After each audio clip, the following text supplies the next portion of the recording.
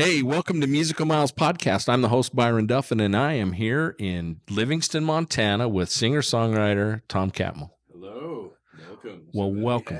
Welcome to the show. Can I get you to pull that mic in a little bit closer to you? We want to make sure we get good audio. I worried about all the background noise. We've recorded in some sketchy places, so we have to run through some filters to clean up the background noise. But anyway, welcome. So we're in Livingston. This is the first year of this Songwriter Festival. But have you played at these festivals for this group before? They have Cody and Red Lodge. I have done a ton of them. Have you?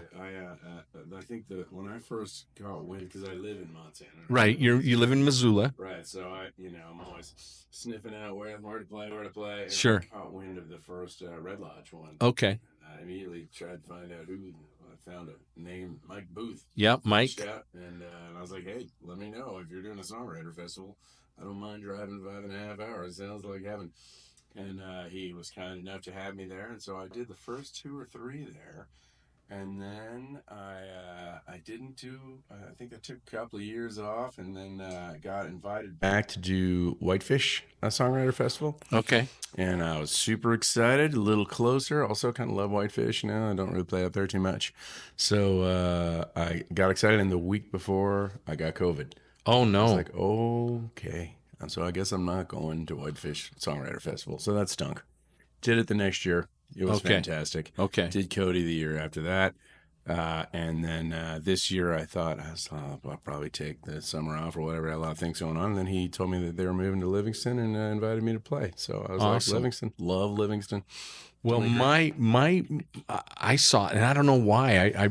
It showed up, it popped up on my Facebook or something, and I'm like, that sounds like a great time. I've never been to a songwriter festival. Been to lots and lots of live concerts. In fact, I think I've seen since mid-May this year, I've seen over 70 live bands. Oh, wow. Live acts from Red Rocks in Colorado to Braun Brother Reunion in Chalice, Idaho. That's fantastic. to little venues like Steel and Joe's Bone in Bone, Idaho. What we do with this podcast, what our goal or our thoughts was to, one, it's all about live music. Mm-hmm. 2, it's the artist and the venue and the fans. Yeah. Because without all of those components, you don't have anything. I feel like, it takes all of them. Absolutely. It really does. And I try to point out all 3. Usually I'm at a show that feels special. I'm like, the only reason this is happening, people are like, oh, thank you for coming out. It's like, yeah, okay, that's a third of the deal. Yeah. I'm coming out, but it also takes somebody to keep the lights on. Oh, without a doubt. Room up to live music. Right. Promote it. Well, and that takes the people coming. Right. Well, and a lot of these venues are historical buildings, and they're cool, and they deserve the attention. Yeah. Right. They deserve some recognition. And we named when I decided to do this podcast. So we started in July. Mm-hmm. So this is all fairly new. But I said to my wife, I said, I think my name's Byron. Her name's Shanda, and she's here. She had some other commitments this weekend, so she couldn't be here. She's gonna really miss out.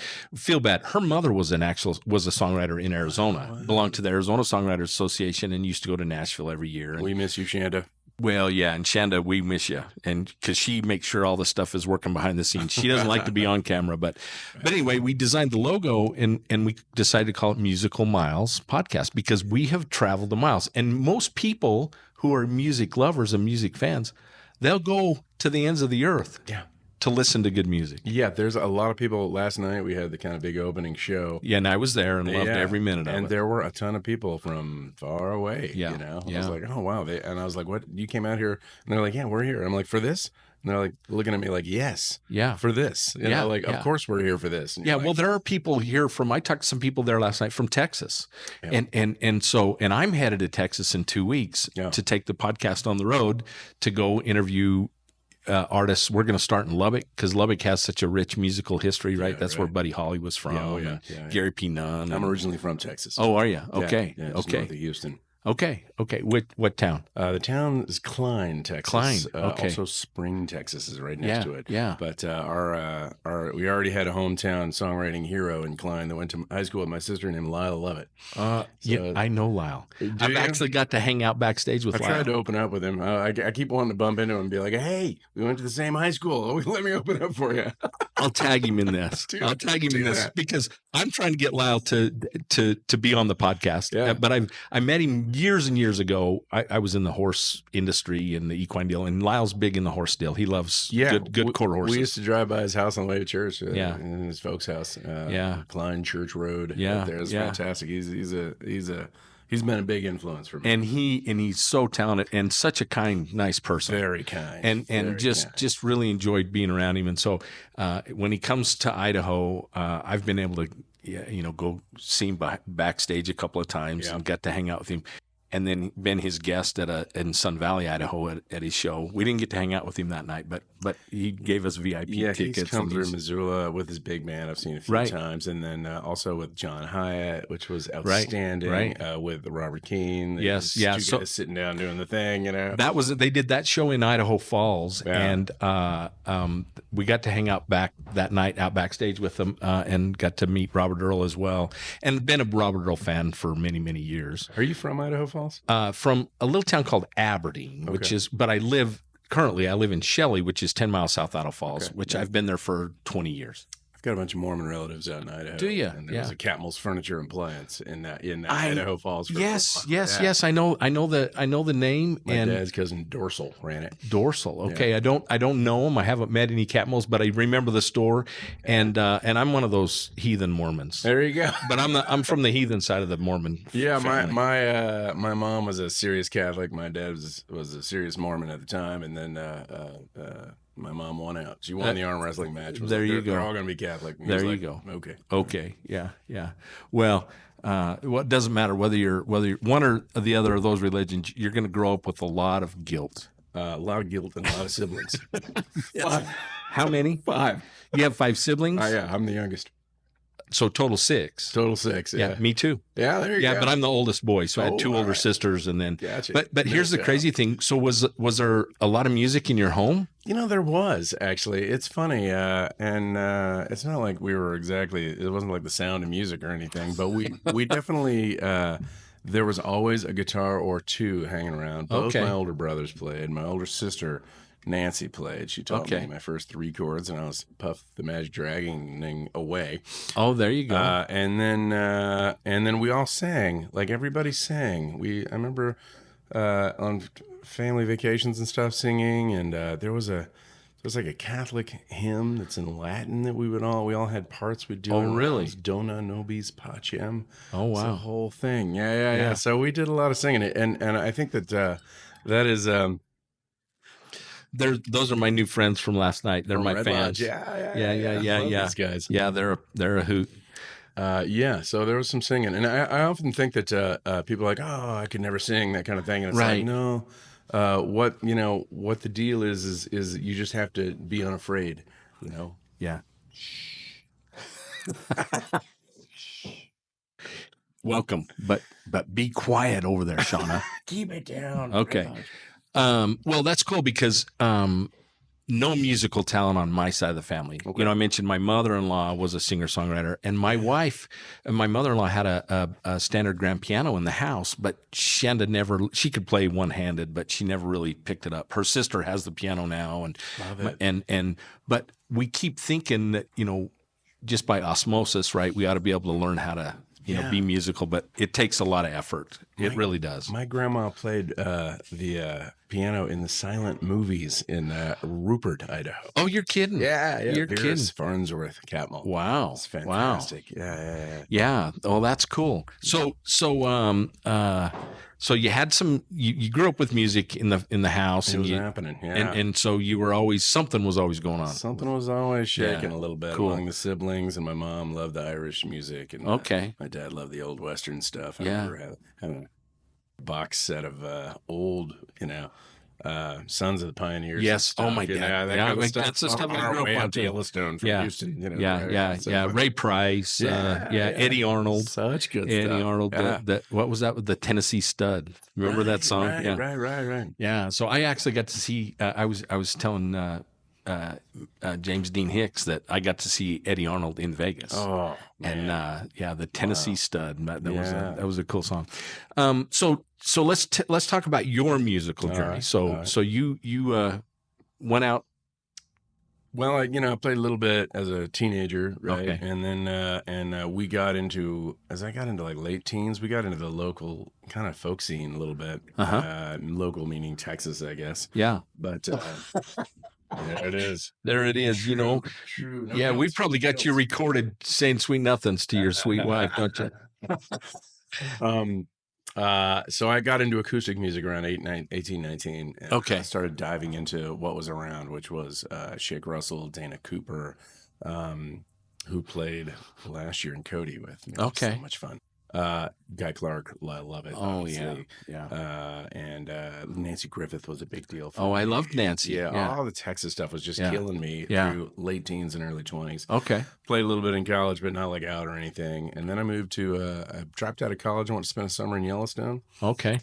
Just to work. And that ended up being 5 years of me bartending, waiting tables, traveling between seasons, learning to play guitar, hiking the mountains, falling in love with the West. And then when I wanted to go back to school in 94, I was like, I think I'm just going to stay up here and do it up here. So I moved to Missoula. Okay. Once I moved to Missoula, I started, of course, seeing all live music that could happen. Right. A friend of mine encouraged me to go to an open mic. That turned into a gig. One thing led to another. Yeah. And all of a sudden, 30 years later. Yeah, 30 years later, I got a couple of kids, I got a wife, and we're just, I can't get enough of playing music. I'm kind of a half and half guy, just to let you know. Okay. I work at a school during the day and during the school year. Sure. And then I play on weekends, and then the summer I just go, as far as I can. I'm so busy. The summer is crazy. And how old are your kids? 22 and 20. So they're out of school. So you're empty nesters, they're essentially. Big kids. Big kids. Yeah. How you liking that life? It's good. It's good. We're doing like parenting from afar. One of them moved to Austin, Texas, and one of them moved to Spokane, Washington. So we're, making sure everything's going okay. But they're great kids and they're doing fantastic. I bet they are. But the empty nest thing is fun. That's honestly what allows when I book for the summer. Right. It's without abandon. Right. It's like, okay, there's no reason why I wouldn't drive over there to play music or whatever. Well, and we're kind of in that scenario now. We've been empty nesters for a long time. Our youngest is 24, but our oldest is 41. So we've been married 42 years, but we love to travel together, and we have the same interest, the music thing, right? So it's been really cool, and we're actually headed to Texas in a couple weeks for a big circle. Love it. We're going to start out, like I said, in Lubbock, and then we're going down to Austin, New Braunfels, and then up to Fort Worth, and then to Oklahoma, and so we've got a bunch of interviews lined out with some great. really I cool. love that you guys are doing that, and the venues too, right? Because you got Green Hall, you got it. I've been to Green Hall, but I've been to Green Hall. This will be my 4th time to Green Hall, but it took 4 times before I see a show. That's so great. I've never seen a show there. I've been to it a couple of times, but I've never been there. I've never timed it right. Right. That's the way we are. Fell in love with it listening to a live album from Jerry Jeff Walker. Green Hall. We're actually going to see Cody Canada and The Departed are playing there on the 25th. And Jack Ingram's playing the 26th, so we're seeing Jack too. Wow. I've reached out to Jack for an interview. I haven't got that done yet. Cody, I've already interviewed Cody, and then his boys are in a band called the Waves in April, and they're opening for him. Oh wow! At Green Hall, and they're heavy metal. They're rocking. They'll rock the roof off that place. That's fun. Although I don't think I think I'm too old. I'm way too old for it. But they just dropped a new single, and we're going to re-interview them. I interviewed them in Chalice as well, but we have some great interviews lined out, and we want to feature the venue. So I'd really like to get a known artist to help me walk me through and kind of tell me the Green Hall story, right? Well, feel free to tell him that you snagged Tom Catmull. Oh, I'm definitely that'll give me lots of credit, and there's no question about it, especially live, right? So we're gonna still live here in the 80s. In the 80s, did he? Okay. Yeah. So, but we're really looking forward to that trip, and we're gonna go. We're gonna go check out. Have you been to the Devil's Backbone? I almost want to quit what I'm doing and go with you. And go with me. Yeah. Come on. I have not been to the Devil's Backbone. I haven't either, but I've heard lots of good stories. You know, Todd Snider. Oh yeah, Todd, I for him a couple of times. You have opened for him. What a guy! I would love to meet him. That's another one I would love to interview. Outstanding. Because he's just such a character. Clever. Clever. Witty, he's deceptively clever. He's got that kind of. He shows up looking like a hobo, and it's got this vaudevillian kind of presentation. Yes, yeah. But then you're listening to him, and you're like, this guy is whip smart, clever songwriter. Love it. Yeah. And so I also got invited to go back because I got to interview Django Walker, Jerry Jeff's boy. Oh yeah. And Django does a show of all Jerry Jeff's music with Jerry Jeff's band, and Django fronts it. Wow. And he's doing that December 7th. And he gave me the invite, so I'm going to try and go back in December too. I don't know anything about Django Walker. Have you seen him before? Oh yeah.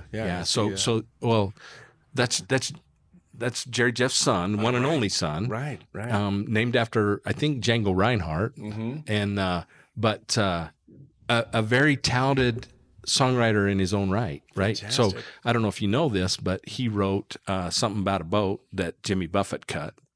Oh. He also wrote Texas on My Mind, which Pat Green had a #1 in Texas radio and actually made it in the top 40 on country radio. And that's wild. That's fascinating. And he wrote songs that Alabama's played, and a lot of Texas. Josh Abbott's cut some of his stuff. That's so. I'm always fascinated by like offspring of like kind of iconic players. Like that guy, Jerry Jeff. He's like that guy. Love that guy. He is Texas, even though he's from New York. Yeah, right. And he legally changed his name to Jerry Jeff Walker. That's not his name. Oh, really? Yeah, I can't remember what it was. I heard one of his recordings from before he moved to Texas, and I was like, "That's okay. It's missing the thing." Yeah. But I do think that he's not like a change candidate. I think that he became somebody. He became. My dad had a journey in which he moved to Texas in 1972. Okay, and he was like, "I'm never going anywhere else." Right, right. He just it just took him over. He's like, "This is it. I found heaven." And I feel like Jerry Jeff Walker, a similar thing. Do you know the story though? Jerry Jeff was living in Coconut Grove, Florida. Okay, and you got to listen to the podcast episode because Django tells the story better than I can. But anyway. He went to Nashville. Jimmy Buffett was working for a record label. They wrote Railroad Lady. Well, they were working together and they went out partying and Jerry Jeff ended up on Jimmy Buffett's couch, and Jimmy's wife was not happy because they were out all night howling at the moon and the next morning he goes, "Hey, I'm gonna go, but if you ever find yourself in Miami, call me because I'm in Coconut Grove." So anyway, a couple months later. He ends up divorced and ends up going to Florida, and he calls Jerry Jeff. You ruined it. And he lived on Jerry Jeff, slept on his couch for like 2 months. Wow. And then Jerry Jeff said, "Hey, we're gonna load up and go to Key West." And he goes, "Nah, I think I'm gonna stay here." Jimmy Buffett says, "I'm gonna stay here because I like Coconut Grove." And he goes, "No, you need to go with me to Key West." So he talks him into it. So Jerry Jeff took Jimmy Buffett to Key West for the very first time. See, most people don't know this story. I didn't know it. Fascinating. And it came from Django, so it's it's true. Mm-hmm. But anyway, they got down there, and he says they pulled into town. I think they were in a 49 or 47 Packard, and they drove down to Key West. And he said they got there, and Jimmy Buffett goes, "I think I found a new home." And he wrote that song, right? Yeah. And anyway, but he had so many cool stories about his dad and about Jim. And he said Jimmy Buffett would tell you till the day he died that Jerry Jeff Walker, he credited Jerry Jeff Walker for his success in the music. That's so funny. That is wild. So, I also love somebody finding their place. Yeah. I found it. This is my place. Yeah. And I know a lot of people, obviously in Montana, who are like they live wherever, they moved all over the place, and they got here and they're like, "Oh, this is it. There's something about it." Well, I don't know if you also know, but Jimmy Buffett's sister lives here in Livingston. So she's married to an author by the name of Tom McGuane. Okay. And Tom, I've read not all of his works, but and he wrote some screenplay stuff. He did some movie stuff. Yeah.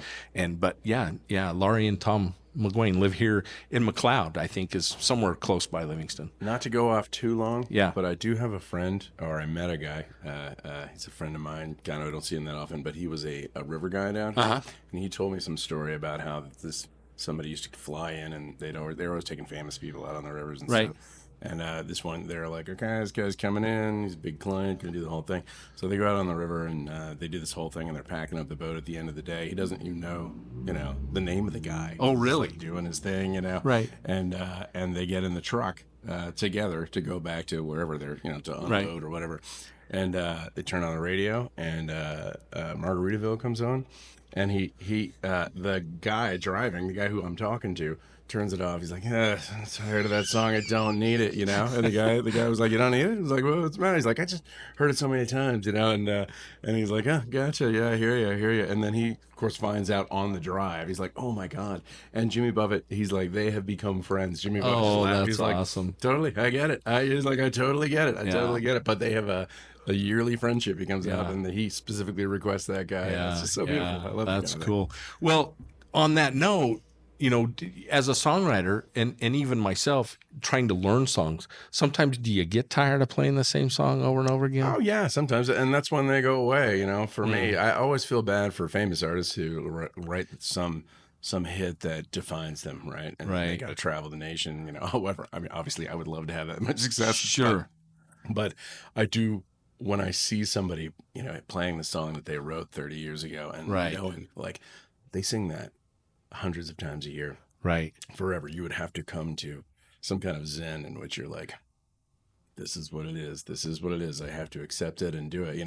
I will play a song forever and ever. Sometimes I do get tired of them, Yeah. or I'm bored with it. But do you ever, do you, I mean, obviously you have to, but I mean, I can imagine, my repertoire is very small, Yeah. So if someone said, hey, Tom, play me this song that you played 20 years ago, could you pull it out of your back pocket? There have been moments, because I've written a lot of songs, Sure. and there have been moments where I'm like, I don't know that one anymore. I don't know it. It's not in my head. I mean, I kind of know it. Do but you I'm know gonna who- screw it up? You know it better than me because you've been listening to it. Yeah. that yeah. kind of Yeah. thing. They've listened to it on their CD that they've not had too for- often. I try to have them all at my fingertips. Sure. Meaning, I will play, if I'm playing a casual thing somewhere, I will have that on an iPad, and Right. be like, there it is. It's right there. And even, yeah. Then you can pull it up and watch. I can look pull at it up and remember it and be like, right. But then there's not too many that I don't know, honestly. Sure. But there are a few, because some of them, like, they really mostly live in the recorded world. Like, I record it, played it a couple times, for some reason didn't take, Right. and then that's it. And then 25 years goes by. There's a guy in Great Falls who likes to hear a song that I've had to dust off every time because he comes. Okay. He's like, oh, play 2 Drink Wedding Bar, and I'm like, Okay. all right, here we go. Okay. And I have Yeah. to like remember it. But Sure. because he has done that, it's in the set. He has revived the song. Yeah. Oh, that's cool. That's cool. Well, everybody's got a busy day. This is a busy weekend. We got people. Thank you for taking the time, but if you would play me a little song. I listened to some of your music, Okay. Tom, and I listened last night and I loved it. I think the thing I love about the songwriting festival style deal is the storytelling aspect of it. You know, you tell a story about what made you write this song. Right. So this one, I try to keep it short because I know that everybody's waiting, buzzing around to get in here. Yeah. But this one, I was recording in my garage every Monday for a band called the Clerics that I was playing with, and we were recording it ourselves. And I was the one going into the garage and mixing it up and trying to make the thing great, you know.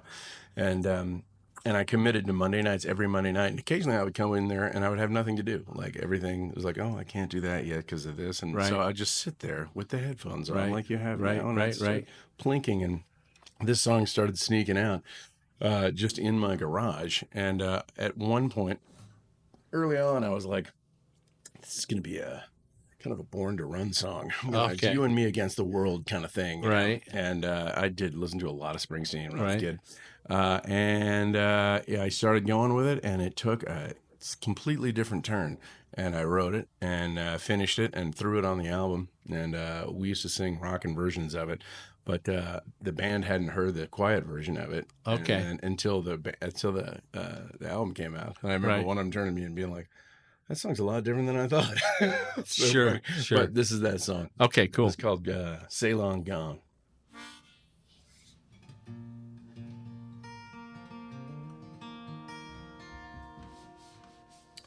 Well, Carla was cut like a silver knife, charming the pants off the boys at night. Sail on gone, sail on gone, sail on. And she told Sean, another hippie's son, that we got love and weed and legs to run. And sail on gone, sail on gone, sail on. It wasn't exactly what he had in mind, but her charming form had struck him dumb and blind. Sail on gone, sail on gone, sail on. And like the darkness overcomes the day, well, deals are struck and signed and sealed away. And sail on gone, sail on gone, sail on. Say goodbye to your reservation. Say goodbye, 'cause she's a pretty girl. Kiss the one who stands beside you. Curse the whole damn blessed world. There's nothing but lines on the road ahead, kind and cruel words said, then unsaid. And sail on gone, sail on gone, sail on.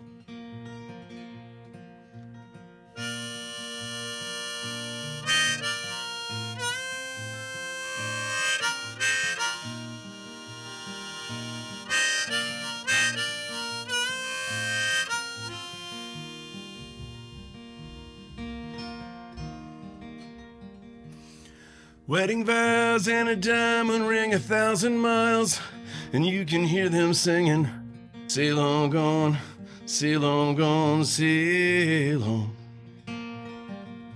But cancer took her in a quiet year, like rust horizon to a blue frontier. And sail on gone, sail on gone, sail on.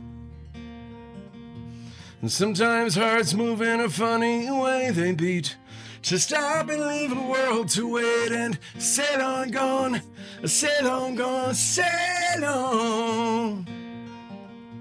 And I got nothing but my time to kill and a little boy with Carla's iron will. And sail on gone, sail on gone, sail on.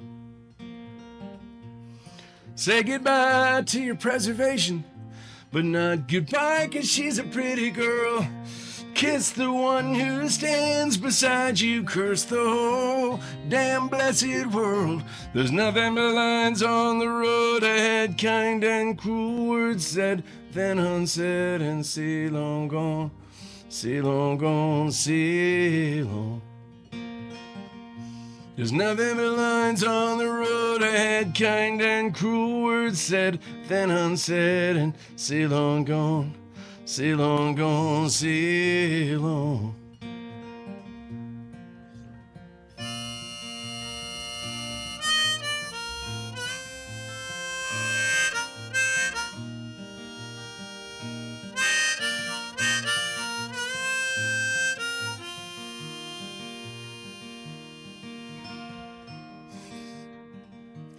Carla was cut like a silver knife, charming the pants off the boys at night.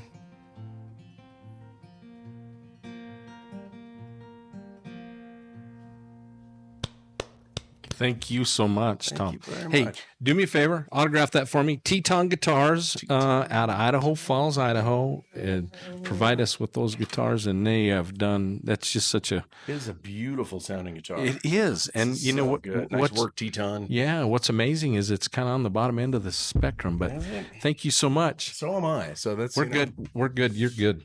We're just finishing up here, and we're looking forward to sitting down with Stephanie.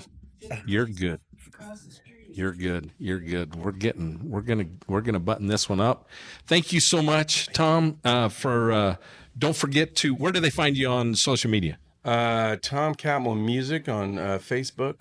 Okay. And just Tom Catmull on Instagram. And you're on Spotify, so I'm on Spotify, yep. on all whatever, streaming all the platforms. things out Cool. there, yeah. So make sure you guys subscribe to the podcast, because you can't get to see these podcasts unless you click that subscribe button. Okay. So make sure that smash that the subscribe button. We'll let everybody know. And but for Musical Miles Podcast, I'm your host Byron. I'm here with Tom Catmull at the Livingston Songwriter Festival.